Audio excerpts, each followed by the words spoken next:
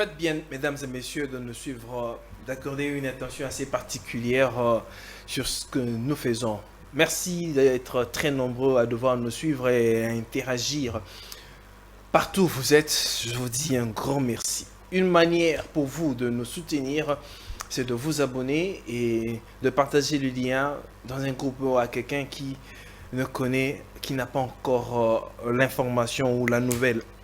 Aujourd'hui, je reçois deux serviteurs des dieux. Principalement, là, je vais vraiment le préciser, le frère du message du temps de la fin. Parce que cette émission, nous allons essayer un peu de parler sur certaines questions de l'heure, certaines questions du message du temps de la fin. Je l'ai vraiment précisé parce que cette émission reçoit tout le monde, sans exception.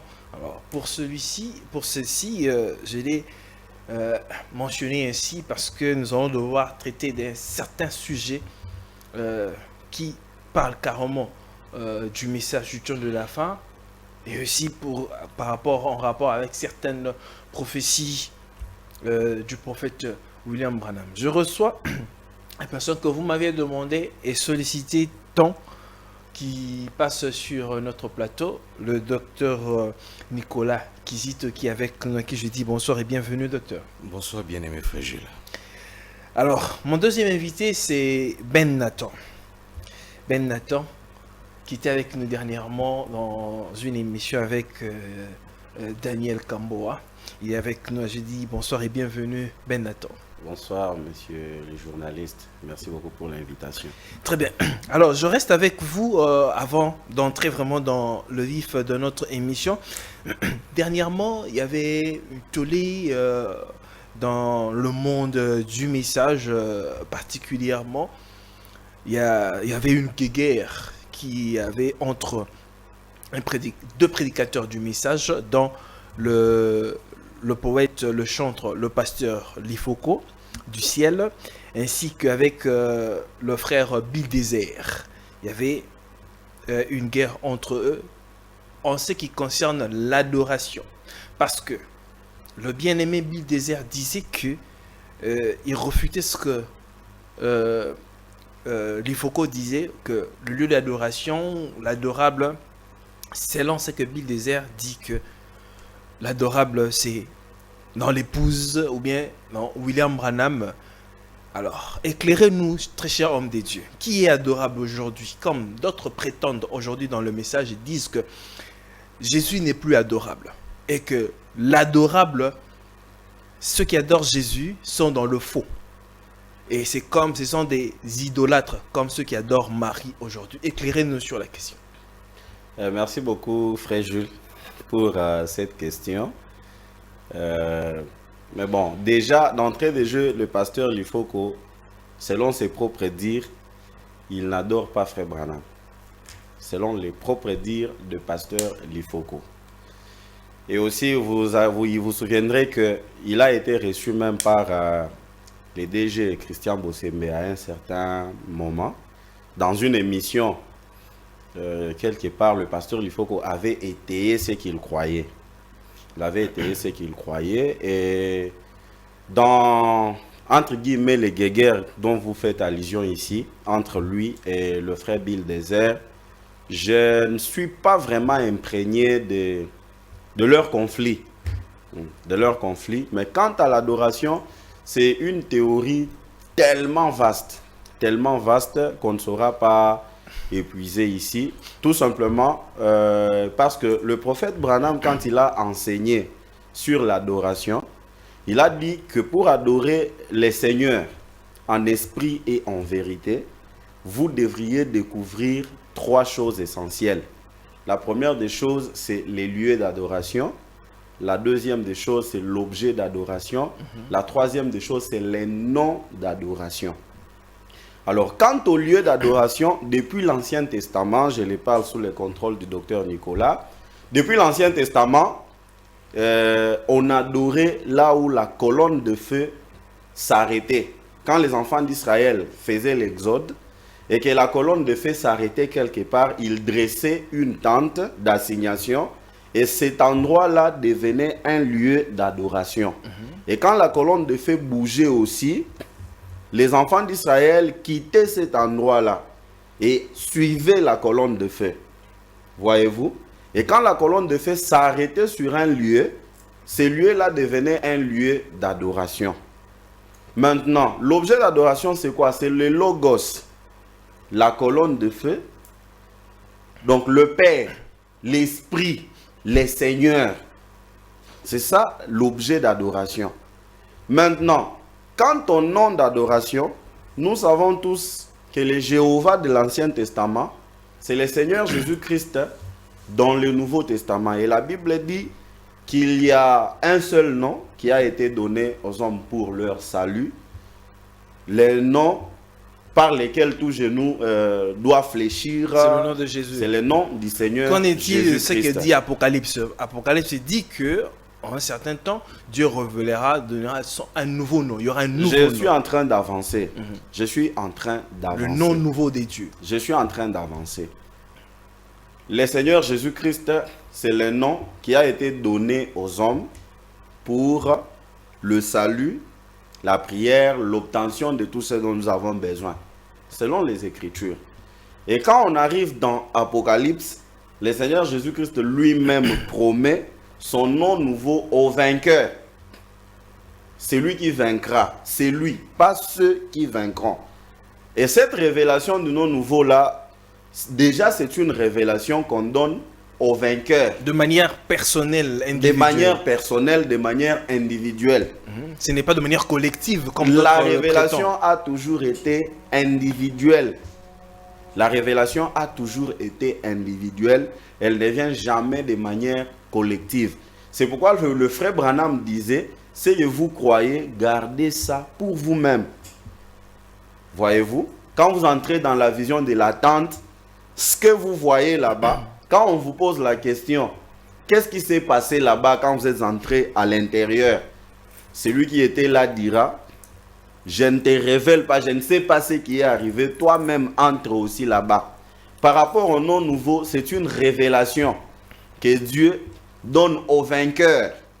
Chaque vainqueur, c'est lui qui vainc, Dieu lui donne la révélation du nom nouveau du Seigneur Jésus-Christ. Très bien. Alors, docteur Nicolas, vous avez un élément à ajouter par rapport à la question, comme Ben Nathan vient de le dire. Bon, l'adoration. La problématique autour de l'adoration de la personne des frères Branham ne remonte pas à Brazzaville, ne vient pas de Brazzaville.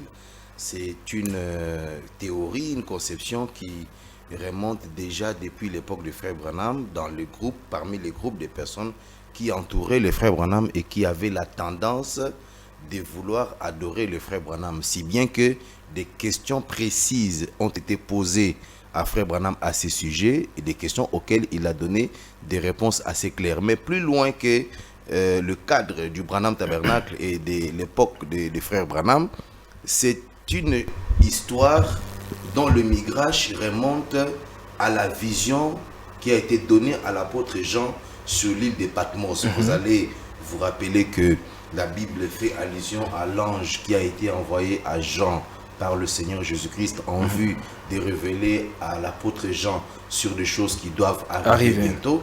Et à la fin de cette démonstration apocalyptique, au dernier chapitre du livre d'Apocalypse, chapitre 22, verset 8, la Bible dit que moi, Jean, j'ai vu, après avoir vu cet ange faire toutes ces démonstrations, je me suis agenouillé devant l'ange qui me montrait ces choses, ces visions, et j'ai voulu l'adorer. Et l'ange me dit, garde-toi de le faire, je suis ton compagnon de service et celui de tes frères les prophètes. En réalité, dans la vision prophétique du livre d'Apocalypse, cet ange-là que Jean voyait dans la vision est une représentation eschatologique ou prophétique de la personne des frères Branham. De sorte que ce qui s'est passé dans la vision de l'île de Patmos, vous voyez, il n'est pas étonnant que cela se reproduise dans la réalité lorsque l'ange vient en personne. Et donc, c'est un esprit dont le frère Branham a parlé dans l'exposé de cet âge de l'Église, un esprit que William Branham a blâmé de façon assez rigoureuse et tranchante. Mais je crois que si je dois me retrouver entre des individus dont l'un adore le frère Branham et l'autre rejette la personne de frère Branham, je crois que celui qui adore le frère Branham est plus proche de la De vous. vérité que celui qui Rejette. rejette le frère Branham, parce que une personne, un véritable croyant qui croit en frère Branham, qui croit au prophète de Dieu, qui croit véritablement au prophète de Dieu, le prophète William Branham, sera naturellement, n'est-ce pas, au vu de ce qui s'est passé dans la vision sur l'île de Patmos, sera amené dans sa foi au même stade que l'apôtre Jean sur l'île de Patmos. Il aura une foi telle qu'il aura tendance à vouloir adorer le frère Branham. Et la même voix qui avait retenti sur l'île de Patmos, réprimant Jean contre l'adoration de cet ange, retentira de nouveau dans son cœur et lui rappellera que le seul être adorable, c'est le Seigneur Jésus-Christ. Frère Branham dit qu'il y a un esprit qui viendra dans les derniers jours et qui fera croire aux gens que ce messager du temps de la fin, c'est le Seigneur Jésus-Christ lui-même. Mais ne le croyez pas, car c'est un frère et Dieu le confirmera comme il a authentifié tous les autres prophètes. Très bien. L'adorable, c'est le Seigneur Jésus-Christ. Mesdames et messieurs, nous ouvrons directement cette émission. Comme je l'ai dit, nous allons parler aujourd'hui. Je l'ai dit que ce sont les éminents serviteurs de Dieu, des prédicateurs, dans le message du temps de la fin. Alors, nous allons parler sur cette problématique du successeur de William Branham. Beaucoup, aujourd'hui, ils sont venus et se disent comme étant successeurs de William Branham et que le temps de William Branham est déjà passé.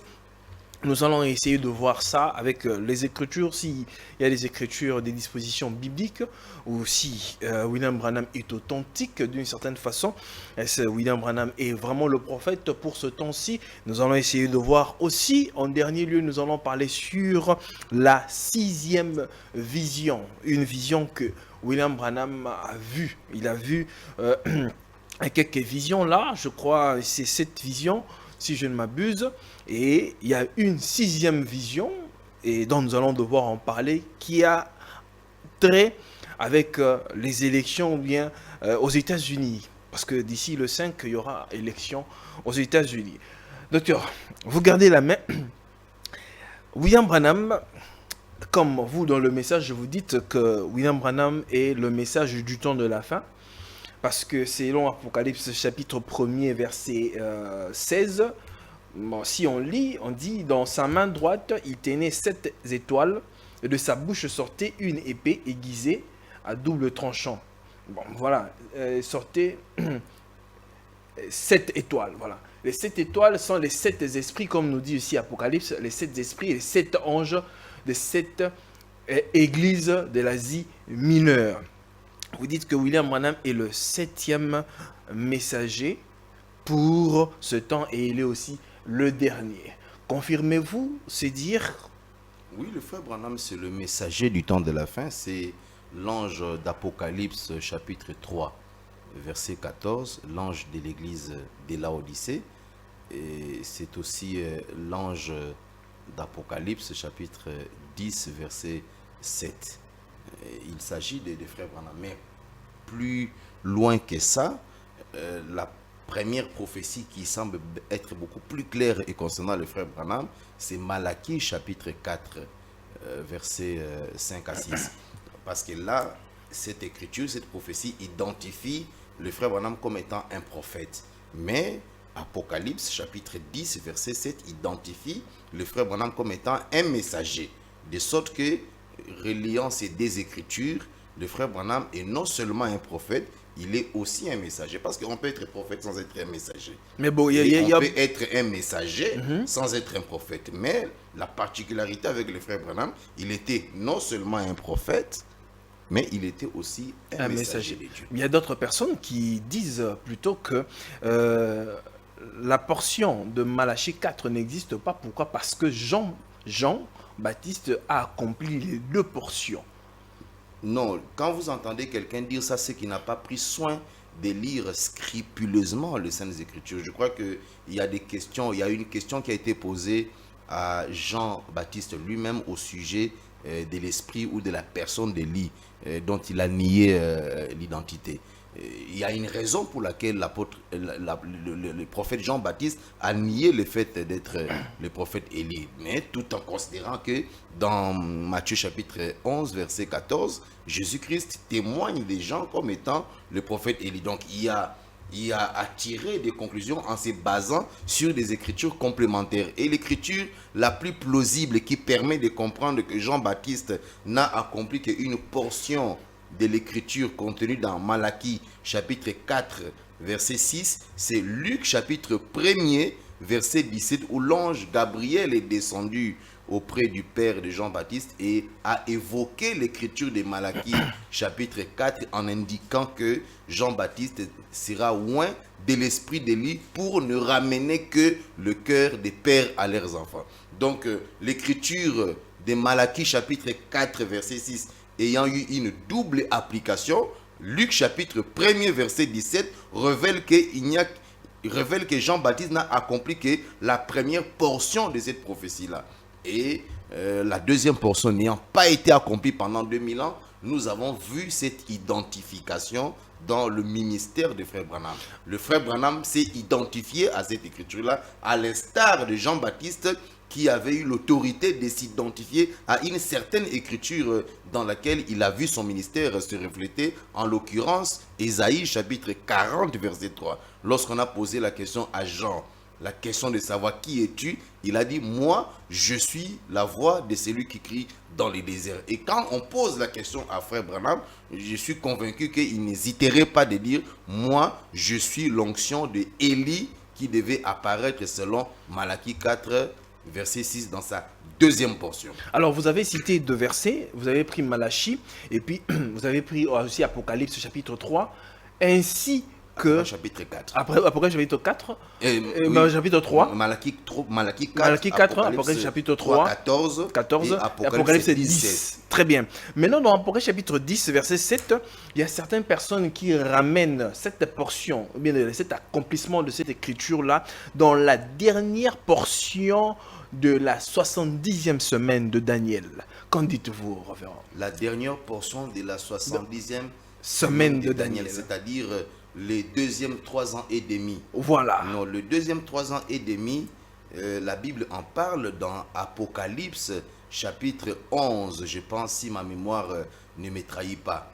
Apocalypse 11 qui fait allusion au ministère de deux prophètes, lequel ministère durera 42 mois. 42 mois, ça représente exactement 3 ans et demi. Et la même notion prophétique de 42 mois et de 3 ans et demi est repris dans Apocalypse chapitre 12, lorsque la Bible fait allusion à l'enlèvement de la femme qui apparaissait dans le soleil, et la Bible fait allusion à une durée pendant laquelle elle sera à l'abri de la grande tribulation dans un lieu préparé pour elle pendant 1260 jours. Quand vous calculez, ça représente également 3 ans et demi. Et dans l'Ancien Testament, puisque pour mieux comprendre le Nouveau Testament, il faut toujours rentrer dans l'Ancien Testament. Et le tableau prophétique de l'Ancien Testament qui permet de comprendre le ministère de ces deux témoins pendant les 3 ans et demi, c'est quand on revient dans la personne de Élie le Tishbite qui avait arrêté les eaux de pluie pendant exactement 3 ans et 6 mois. Donc, placer le 7e ange, le 7e messager dont parle Apocalypse 10, verset 7 est une mauvaise application de la parole prophétique. Est une mauvaise application de la... Dans le temps. Dans le temps. Ben Nathan, vous ne trouvez pas que, parce que quand on regarde dans Apocalypse chapitre 10, là, on voit un ange, l'ange puissant descend. Il pose un pied sur la terre, un pied sur la mer. Cet accomplissement d'écriture a lieu ici, au temps de l'Église, ou bien ça a lieu après que l'Église soit déjà partie? Merci beaucoup pour cette question-là. Déjà, pour marcher sur les traces du docteur et essayer de les compléter un peu, Apocalypse, déjà, c'est un livre de symboles. Évidemment. On doit vraiment se mettre ça à l'esprit. Apocalypse n'est pas un livre ordinaire. C'est un livre qui nécessite une révélation. Et la révélation de la parole de Dieu ne l'amène qu'au prophète. La parole de Dieu vient au prophète. Conformément à Amos chapitre 3, le verset 7e qui dit « Car le Seigneur, l'Éternel, ne fait rien sans avoir révélé ses secrets à ses serviteurs, les prophètes. Voyez-vous? Alors, déjà, Apocalypse étant un livre de symboles, il n'y a pas une mer sur laquelle l'ange puissant qui descendra là va placer son pied gauche sur la mer et son pied droit sur la terre. Donc ce sont des symboles qui justement nécessitent une révélation de la parole. Et quand vous allez dans l'interprétation de ces choses-là, vous allez comprendre que la mer, c'est une multitude de gens, de peuples, de foules. La terre a toujours représenté l'homme. Voyez-vous, partant déjà de cette manière d'approcher les choses, vous allez remarquer qu'il y a synergie entre le 7e ange, révélateur des mystères, parce que le 7e verset dit, à la voix de ce 7e ange-là, quand il sonnera de sa trompette... Il est terrestre ou bien céleste? Il est terrestre. Oh, cet ange-là n'est pas céleste. Non, il n'est pas céleste, il est terrestre. Et ceux qui placent cet ange-là céleste font faux. Ils font vraiment faux, lourdement faux. Pourquoi? Parce que apparemment, ils ne comprennent pas les pourquoi l'ange d'Apocalypse 10 descend. Il descend avec le petit livre ouvert. Et ces livres-là, quand vous descendez, après le verset 8, vous verrez que Jean était obligé d'aller prendre ces livres-là, de les manger et ensuite prophétiser. Voyez-vous? Or, si c'est un ange céleste qui vient avec un livre naturel, il va le donner à un ange terrestre, à un messager terrestre comme Jean, par quel mécanisme pour qu'il puisse manger et prophétiser. Quand on comprend, parce que ces livres-là, c'est les titres de propriété incontestables que l'homme avait perdu, l'autorité que l'homme avait perdue dans les jardins d'Éden. Et ces livres-là devraient revenir au temps de la fin. Et vous voyez qu'il y a un verset clair dans Apocalypse 10, le 7e verset que le docteur a énoncé ici, qui dit, mais qu'au jour de la voix du 7e ange, quand il sonnera de sa trompette, le mystère de Dieu s'accomplirait. En d'autres termes, le mystère de Dieu serait révélé. Ah, vous parlez du mystère au singulier. Oui. Mais vous, dans le message, vous parlez les mystères. Oui. Vous parlez des mystères. Oui, alors oui. que la Bible parle du mystère au singulier. Oui, oui. Parce que dans un mystère, qui est le seul mystère là, qui est le mystère de Christ, à l'intérieur de ces mystères-là, Christ qui est la parole, à l'intérieur de ces mystères-là, il y a d'autres mystères. Là, c'est une interprétation selon le message. Non. Mais selon la parole de Dieu. Mais le mystère de Dieu qui devrait être révélé, c'est qui? C'est Christ, non? Et Christ est la parole, vrai ou faux? Au commencement était la parole était avec Dieu, la parole était Dieu et la parole fut faite chair. Ok. Et quand on révèle le mystère de la parole qui est Christ, à l'intérieur de la parole là, on doit trouver d'autres mystères. Très bien. Ben Nathan, dans un âge, combien de messagers avons-nous? Parce que vous avez une notion des âges, de l'Église. Est-ce que dans un âge, on a un seul messager ou bien plusieurs messagers? Je crois que le docteur avait effleuré la question. Il a dit qu'on peut être un messager sans toutefois être un prophète. Tout comme on peut être un prophète sans être un messager. Donc, dans un âge, selon la théorie de 7 âges de l'Église, à chaque âge est alloué une étoile. Une étoile. Et cette étoile-là qui représente le messager de l'âge. Cette étoile-là, elle est céleste ou bien terrestre? L'étoile est terrestre comme messager. Parce que Dieu, quand il vient sur la terre, donc Dieu, quand il révèle sa parole sur la terre, il doit prendre la forme des hommes. Il doit envoyer un messager. Ce messager-là sera humain.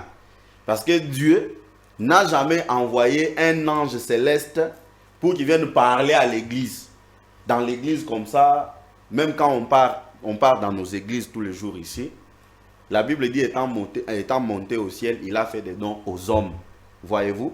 Donc Dieu ne peut pas descendre, ne peut pas envoyer un ange comme Gabriel là, afin qu'ils viennent prêcher à l'église, afin qu'ils viennent révéler les mystères à l'église. C'est pourquoi vous verrez que depuis l'âge de Paul, l'âge d'Éphèse, qui a pour messager l'apôtre Paul, vous verrez que Paul fut un ange terrestre, un messager terrestre, mais qui avait l'autorité de la parole, en sorte qu'il pouvait dire, même si un ange du ciel venait avec un autre évangile, contrairement à ce que moi j'ai enseigné, que cet ange-là soit anathème. Et vous verrez que ça part comme ça. Il y a un Paul qui vient seul, un Irénée qui vient seul, un Martin qui vient seul, un Colomban qui vient seul, un Luther qui vient seul, un Wesley qui vient seul, comme des messagers chefs de l'âge, et un William Branham comme septième qui vient seul. Oh, vous dites que William Branham vient seul. Qui est alors William Seymour? William Seymour ne serait pas un messager aussi de l'âge de la Odyssée? Bon, il y a des versets où le prophète a parlé, le frère Branham a parlé de William Seymour comme étant le messager de l'âge de la Odyssée. Mais c'est dans une raison. Parce que le prophète Branham, c'est un prophète. Quand il vient, comme tout véritable prophète, il ne se tape pas la poitrine pour dire que c'est moi telle personne. Il laisse la latitude de la révélation aux élus, de l'identifier, d'identifier ces messagers-là de par ses caractéristiques. C'est pourquoi dans les livres d'exposé, il va vous montrer que quand ces messagers viendra, il met au futur. Il dit quand ces messagers viendra, il sera confirmé par les signes et les miracles. Mais on voit les signes et les miracles dans la vie de frère Branham. Il dit qu'il sera confirmé par la démonstration de la puissance. Comme cela fut le cas du prophète Élie avec les prophètes de Baal. Et on voit que ce défi-là a été relevé par frère Branham en Inde. Alors que les Tommy Osborne et les autres avaient fui pour démontrer la puissance. Ils ont fui, ils sont rentrés aux États-Unis. Mais quand frère Branham est entré en Inde, il a relevé les défis exactement comme Élie devant les prophètes de Baal. Ces caractéristiques-là, quand vous les voyez, vous ne les trouverez pas dans la vie de William Seymour. Vous allez les trouver dans la vie de William Branham. Et les élus, ayant déjà compris que on identifie Dieu par ses caractéristiques, les messagers par leurs caractéristiques, quand frère Branham donne les caractéristiques et qu'on voit ces caractéristiques-là dans sa propre vie, on arrive à conclure qu'il s'agissait bel et bien de lui. Très bien. Docteur Nicolas, William Branham est-il le prophète seul maître à bord ou bien il y a un successeur de William? Parce que Branham est déjà parti depuis, je crois, 65. Y a-t-il un successeur ou bien il reste maître à bord pour l'âge de la Odyssée? Bon, d'abord, je voudrais fixer les esprits sur la question précédente. Très bien. Avant d'aborder celle que vous venez de poser. Je dois dire que de manière générale, il y a 7 grands messagers, il y a 7 principaux messagers de Dieu. Ça, c'est une connaissance très généraliste de la parole. Mais quand on rentre dans le détail du plan de la rédemption, il n'y a pas que 7 messagers. Il y a plusieurs messagers que Dieu a envoyés au cours des âges. Dieu continue à envoyer. Dieu ne peut pas rester pendant 1000 ans sans envoyer quelqu'un. Il ne peut pas le faire. Dieu ne peut pas... Il y a des âges qui ont duré presque 1000 ans. Dieu ne peut pas rester pendant 250 ans sans envoyer quelqu'un, un messager, un porteur de message. Vous comprenez? Mais au-delà de ces différents porteurs de messages qui viennent généralement après chaque 40 ans ou après chaque 50 ans, il y a des messagers principaux que nous connaissons de manière ordinaire, de manière générale, comme faisant partie des étoiles dont parle le livre d'Apocalypse. C'est ainsi que vous allez rencontrer plusieurs endroits où le frère Branham dit qu'après que Dieu eut envoyé Luther, il a envoyé Zwingli. Après Zwingli, il a envoyé Calvin. Après Calvin, il a envoyé tel. Après tel, jusqu'à ce que Wesley soit arrivé. Après Wesley, il a envoyé Campbell. Après Campbell, il a envoyé telle autre personne, John Smith. Après John Smith, il a envoyé Knox. Après Knox, il a envoyé tel. Jusqu'à ce que le William Seymour dont vous êtes en train de parler est venu. Les William Seymour font partie des messagers intermédiaires qui viennent entre deux messagers principaux. Vous comprenez? Avec l'avantage que William Seymour a été un porteur du flambeau d'un mouvement qui était une fine fleur en 1906, mais qui est devenu une flèche de lance d'un mouvement qui a déclenché le plus grand réveil du mouvement du mouvement des réveils qui soit jamais arrivé au XXe siècle avant l'apparition du ministère des frères Branham.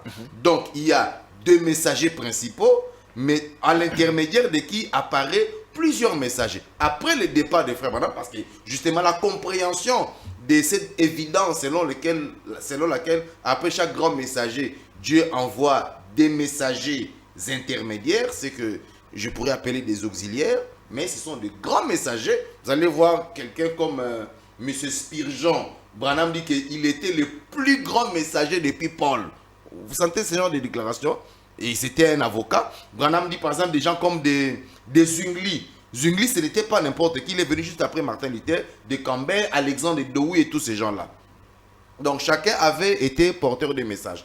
Et c'est le même schéma, c'est le même tableau qui se poursuit même à l'époque du frère Branham. Le frère Branham étant le seul 7e messager, vous comprenez? Mais il n'est pas le seul messager que Dieu a envoyé dans l'âge de l'église de Laodicée. Alors comment ça? Il est le seul messager. Il est le seul 7e messager. Mais il n'est pas Paul était le seul premier messager des âges de l'église. Mais il n'était pas le seul messager. Mais il n'était pas le seul messager. Parce qu'après Paul sont venus, après Paul est venu l'apôtre Jean. Jean avait remplacé l'apôtre Paul comme messager. Si bien qu'à un certain point de vue, quelque part, le frère Branham dit que l'apôtre Jean était le messager de l'âge de l'église d'Éphèse. Il y a des déclarations comme ça que frère Branham a tenues dans les enseignements sur les 7 ans de l'église. Il dit qui connaît ici l'étoile de la première église, l'étoile d'Éphèse? Il dit c'est l'apôtre Jean. Vous comprenez? Mais quand vous allez plus loin dans les enseignements de frère Branham, il explique pour rendre ça beaucoup plus clair. C'est qu'après le départ de l'apôtre Paul, le messager qui lui a succédé, c'était l'apôtre Jean. Après l'apôtre Jean, le messager qui a succédé à ces derniers, c'était Polycarpe. Et ainsi de suite, jusqu'à ce qu'apparaisse Irénée. Après Irénée, il y a eu d'autres messagers qui sont apparus, jusqu'à ce qu'apparaisse Colomba. Ainsi de suite. C'est ce schéma-là qui prouve que Jésus-Christ est le même hier, aujourd'hui et éternellement. Alors, pour le cas de William Branham, maintenant, frère Branham, après son successeur. Non, après, je résous d'abord le problème des messagers. Très bien. Après, ça va nous permettre de comprendre les successeurs.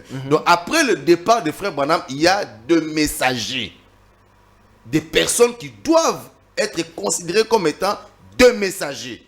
Et parmi ces messagers, il y a des hommes comme Kuhlman.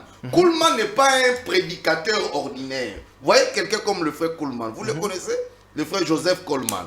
C'est un Éphésiens 4. Même frère Branham lui-même était un Éphésiens 4. Mais tout en étant un Éphésiens 4, il est prophète et messager. Parce qu'il ne peut pas être prédicateur sans être un Éphésiens 4. Un Éphésiens 4, c'est tout simplement un prédicateur, le ministère de la prédication de la parole. Mais au-delà d'être prédicateur de la parole, on est loin d'une certaine fonction, appelée messager prophète. Alors maintenant, parmi les Éphésiens 4 qui viennent après le départ du messager, il y a de messagers intermédiaires, à l'instar de celui dont je venais de parler, tel que le frère Joseph Kuhlman. C'est-à-dire que parmi les Éphésiens 4, Dieu élève l'un d'entre eux qui devient une source d'inspiration pour les autres Éphésiens 4. Vous comprenez? Alors, il y a eu des gens comme de Kuhlman, dont l'histoire ne doit pas être oubliée dans le temps.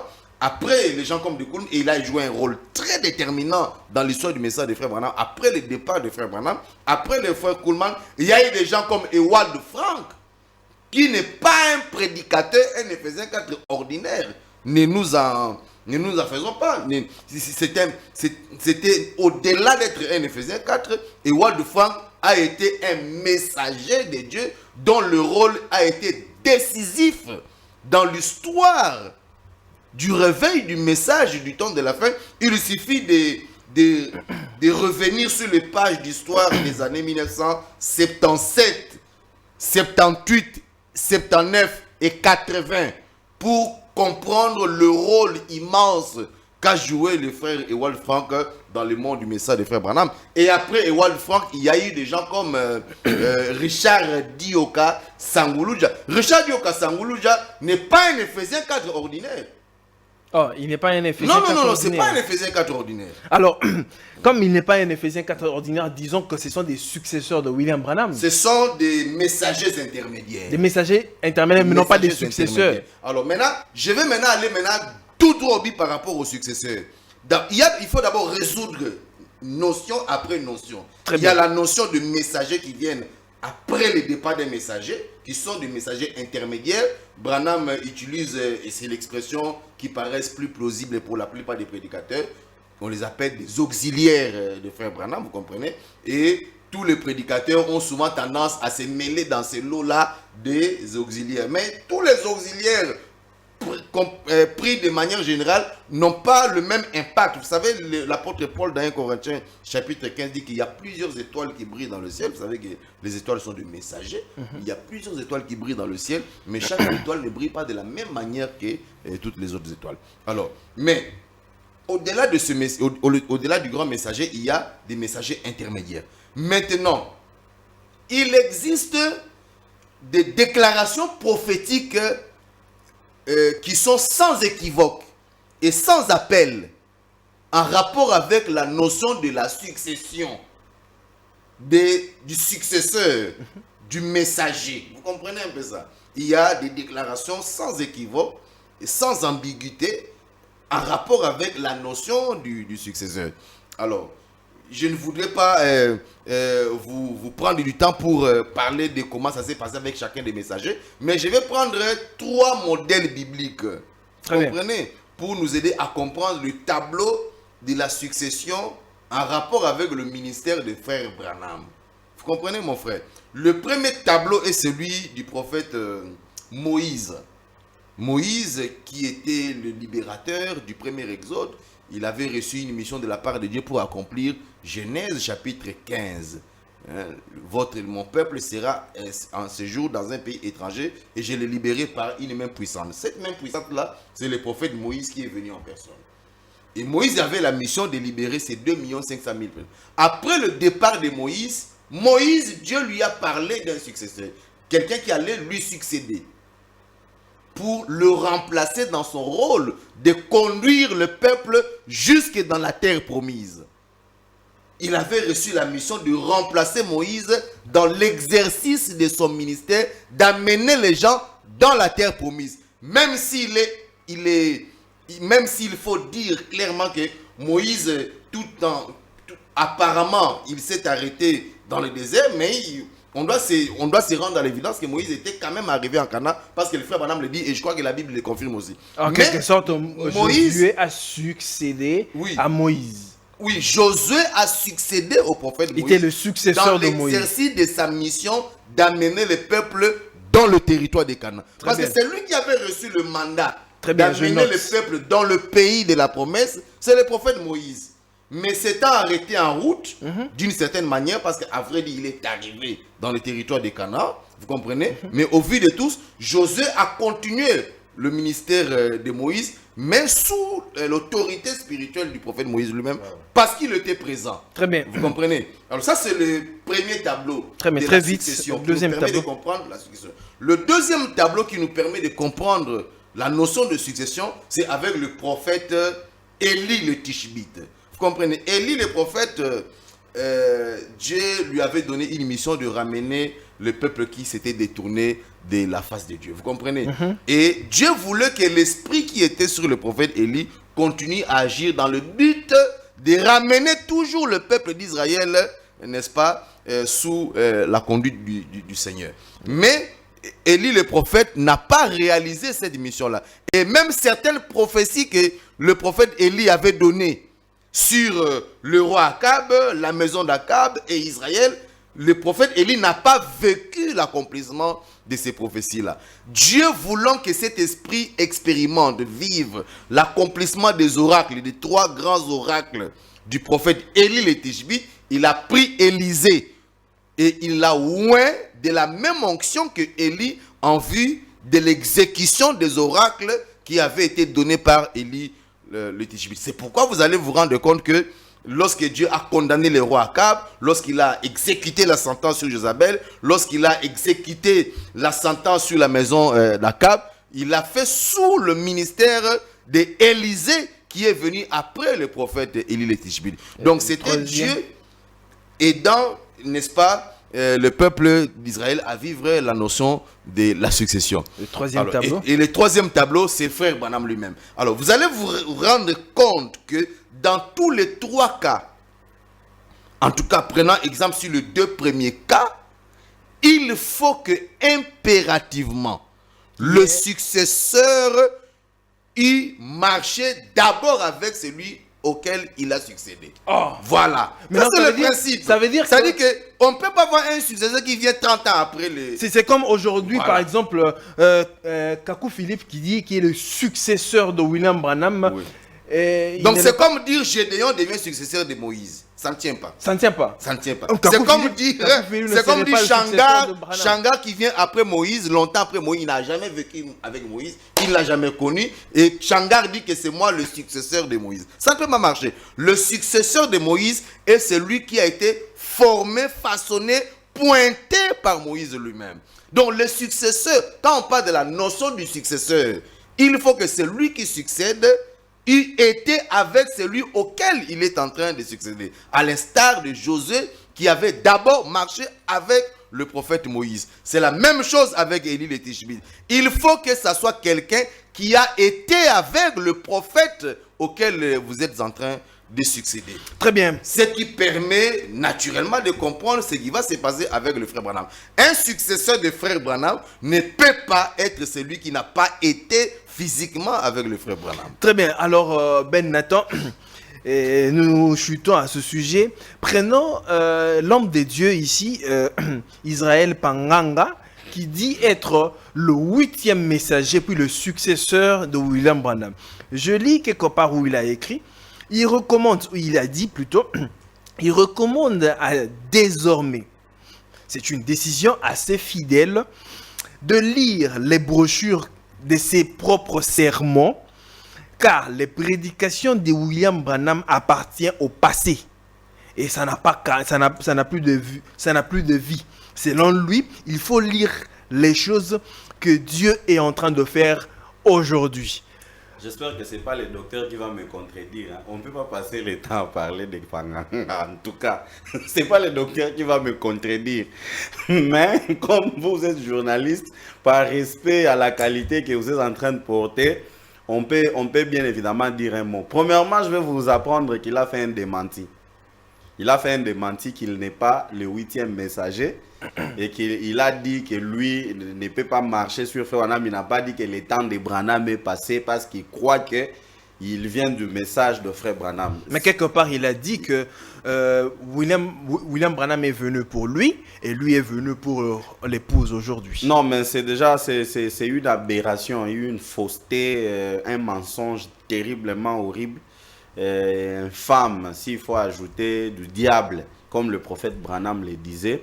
Pourquoi? Parce que déjà, comme le docteur était en train de bien l'élucider, il faut aussi voir que dans la prophétie, Dieu situe des grandes prophéties par rapport au temps et à l'espace. L'Afrique en soi n'a pas reçu la promesse d'un messager, un grand messager prophète qui doit venir après Frère Branham. L'Afrique n'a pas reçu une promesse comme ça. Mais quand vous lisez Ésaïe chapitre 18, on parle plutôt d'une terre où retentit le cliquetis des armes au-delà des fleuves de l'Éthiopie. Cette terre-là qui envoie des messagers. Voyez-vous? Plusieurs messagers. C'est pourquoi le docteur était en train de dire qu'au départ d'un prophète, quand le prophète s'en va, il y a les continuateurs. Comme Kakou Philippe qui est un continuateur efface Frère Branham. Qui s'identifie dans Matthieu 25. Kakou Philippe efface Frère Branham de la scène. Il dit le temps de Frère Branham est passé. C'est pourquoi le docteur était en train de dire que quand Josué apparaît comme successeur, la première condition, il a marché d'abord avec Frère Branham et Dieu, quand il le commissionne, il l'envoie, qu'est-ce que Dieu lui dit? Ne te détourne ni à gauche ni à droite de la loi de Moïse.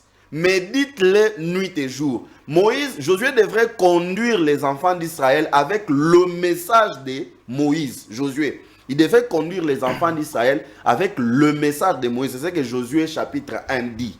Mais dans les cas de faux prophètes comme les Kakou, Philippe et les autres que vous êtes en train de citer là, ils effacent le messager prophète.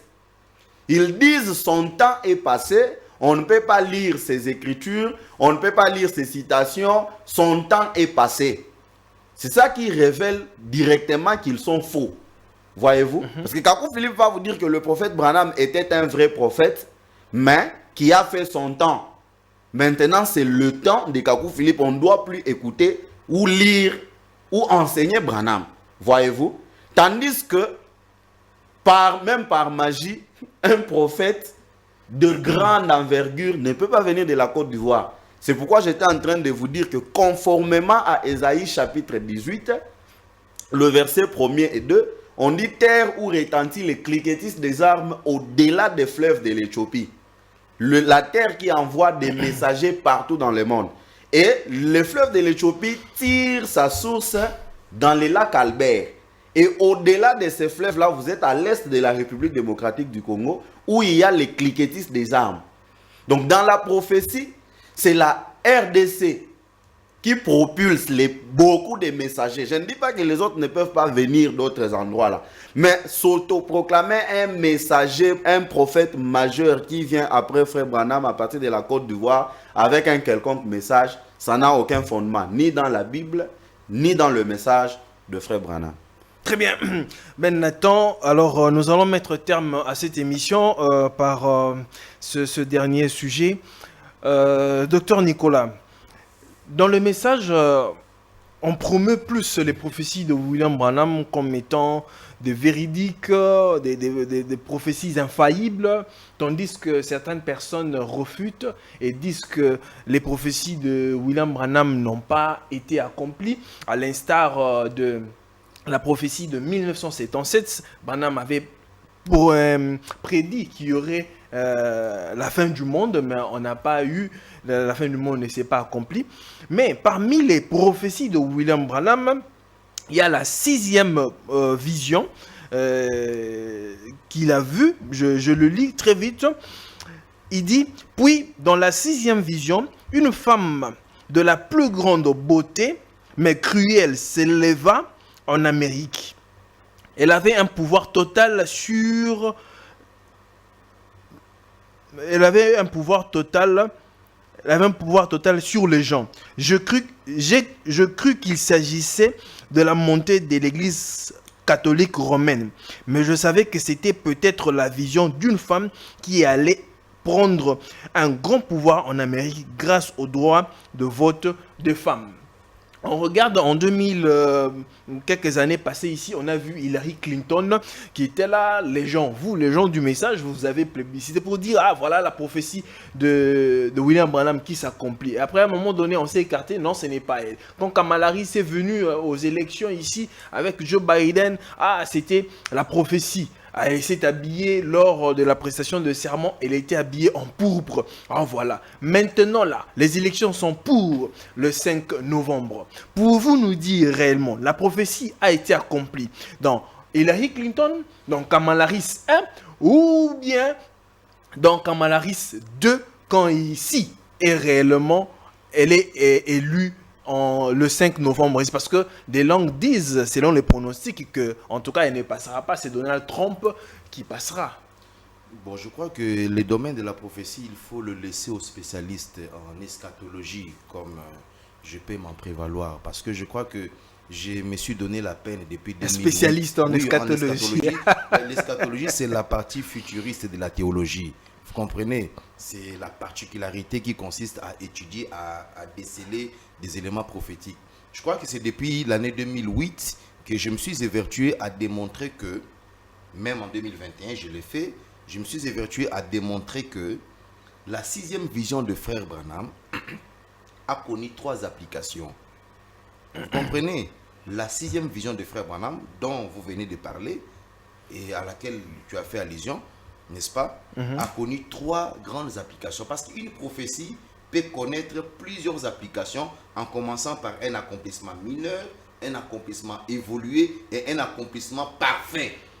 Ça sont les termes de frère Branham. Vous comprenez? Et c'est ainsi que le frère Branham lui-même démontre que la 6e vision avait déjà été accomplie avec la femme de Kennedy. Oh, oui. La 6e vision a déjà été C'est accomplie. frère Branham lui-même qui le dit au paragraphe 200 de la brochure Les âmes qui sont maintenant en prison. Dans tout ce qui se passe là, les gens sont en train de spéculer. Alors, la 6e vision de frère Branham avait d'abord connu une première application avec la femme de Kennedy. La première application. Oui, la première application de la 6e vision de frère Branham a connu la 6e vision de frère Branham a connu sa première application dans la femme du président John Kennedy, Jacqueline Kennedy. La Harris Kamala n'est pas la première femme à apparaître en violet sur la scène politique américaine. La première femme qui est apparue dans cette tenue de couleur violet, c'est la femme du président John Kennedy. J'ai produit cette photo de la femme de Kennedy en violet en 1961. Vous comprenez, 62. Et Branham dit que lorsque le président John Kennedy faisait ses tournées mondiales, lorsqu'il est allé en France, on l'a recevait comme un chef d'État. Et c'est ainsi que Kennedy s'en plaignait, mais c'est moi qui suis le président. Comment vous lui accordez plus d'honneur que moi?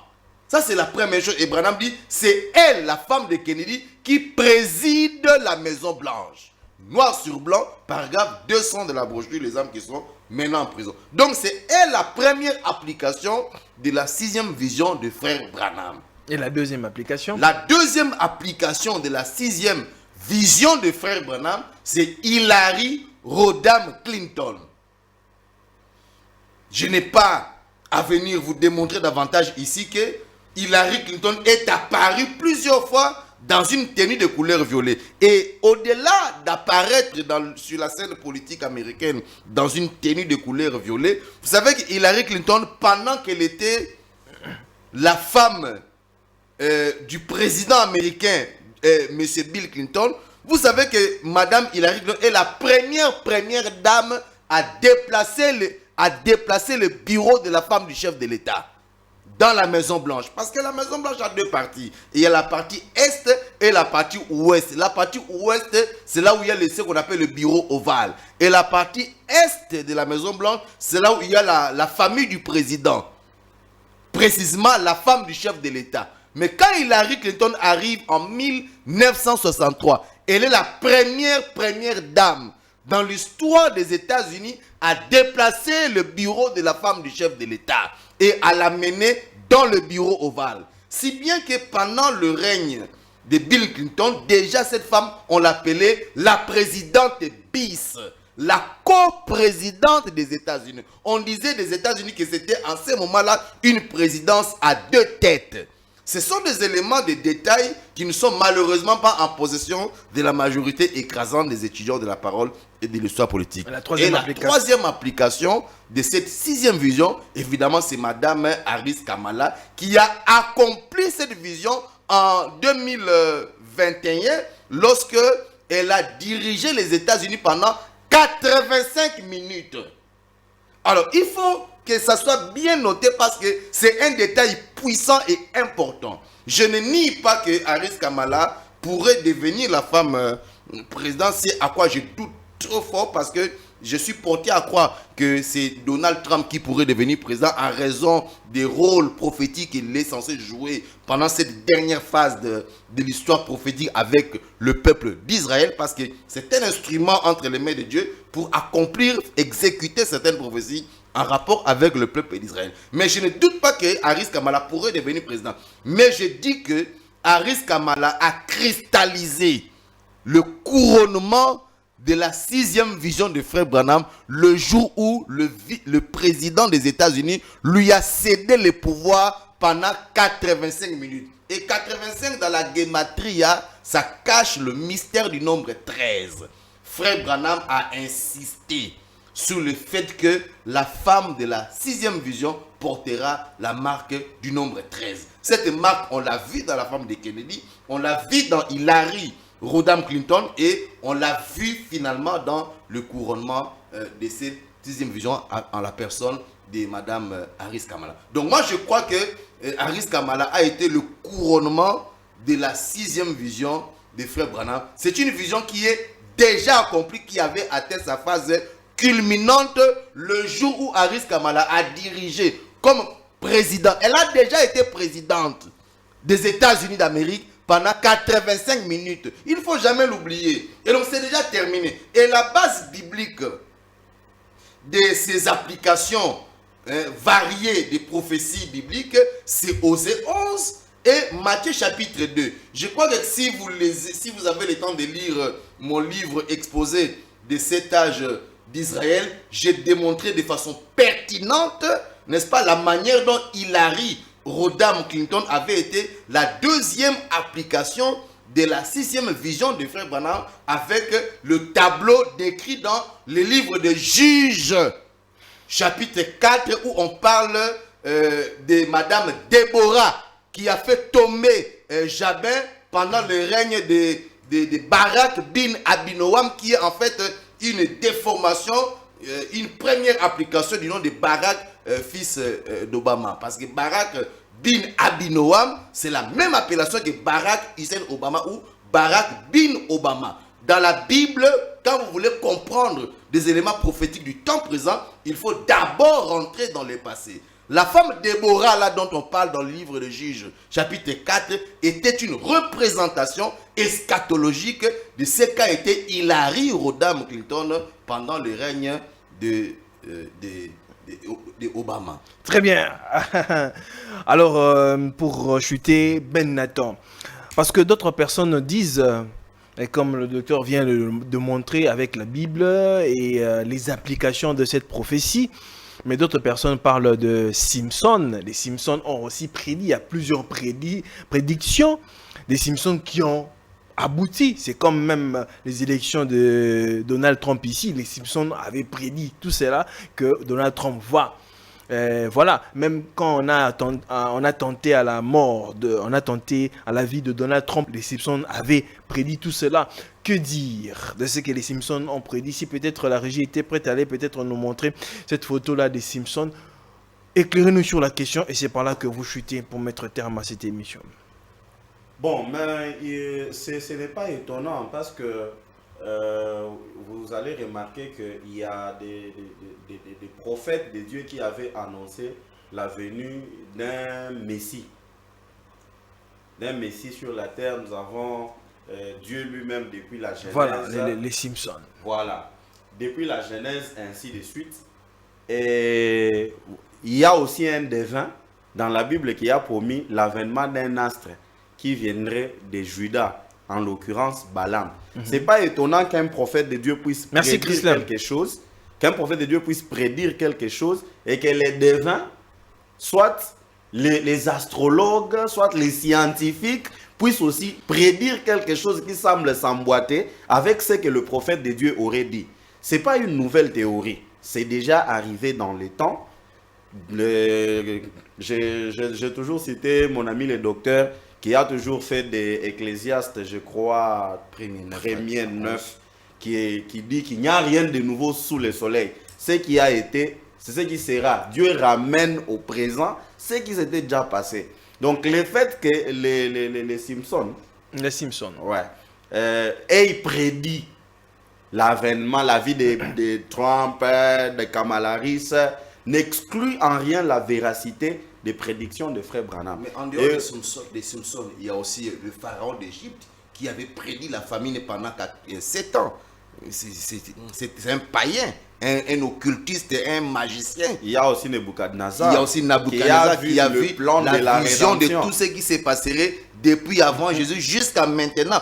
Tous les événements de l'époque de Nabuchodonosor jusqu'à maintenant avaient déjà été prédits par Nabuchodonosor lui-même à travers une vision authentique venue de Dieu. Donc il n'y a pas que lui, il y a aussi Nostradamus qui a annoncé beaucoup de choses. Il y a des gens comme la Sibylle. il y a plusieurs catégories de gens qui entrevoient, comme celui dont le frère Nathan était en train de parler, le prophète Balaam. Il a prédit un astrologue. Balaam, c'était un astrologue, mais qu'on appelle prophète dans la Bible. Les astrologues peuvent voir les choses à l'avance. Les gens là dont vous parlez là, comment vous les appelez? Les Simpsons. Des Simpsons. Ce sont des astrologues en fait. Ce sont des astrologues et les astrologues peuvent prédire l'avenir. Vous savez que les astrologues ont annoncé la fin du monde en 2012. Et la fin du monde est arrivée à un certain point de vue en 2012. Et aussi, il fallait paraphraser, il fallait éclairer sur la prophétie de 1900. Donc, pas une 77. prophétie de 1900, Une prédiction. une prédiction. Et le prophète était clair. Quand vous lisez Exposé cet âge de l'Église, le prophète dit: j'ai prédit que 1977 pourra mettre fin au système du monde et nous introduire dans le millénium. Et le millénium qui est aussi une notion terriblement vaste, et les gens ont dans leur tête un millénium de témoins de Jéhovah où ils vont manger des pommes, jouer avec des lions, ainsi de suite. Alors En que quelque le royaume sorte, Ben des Nathan cieux, voulait nous dire que nous sommes dans le millénium. donc d'une autre manière, parce D'une que, autre manière, nous oui, sommes dans le millénium. Oui, quand les enfants d'Israël avaient reçu, les dons de Dieu qui étaient Salomon, ils sont entrés dans l'âge d'or. Et cet âge d'or-là a toujours été le millénium. Et quand l'épouse aussi reçoit un don Là, nous plus aurons, grand que Salomon, là, nous aurons alors combien de milléniums? Deux non, mais milléniums. c'est ce que le docteur était en train de vous dire ici. La prophétie a plusieurs applications. Et le millénium est une royaume prophétie? des cieux, déjà, oui, c'est une prophétie. Ça, c'est quelque chose d'annoncé, d'attend. Ou bien c'est un Voyez-vous? programme des dieux? Mais c'est une prophétie. Il y aura le millénium. Après, C'est une prophétie.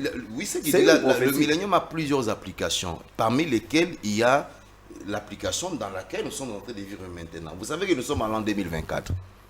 C'est la 24e année du millénium. Le 7e Nous millénaire. sommes dans le 7e millénaire. Depuis Adam, nous sommes dans le 7e millénaire. Vous n'allez pas nier ça.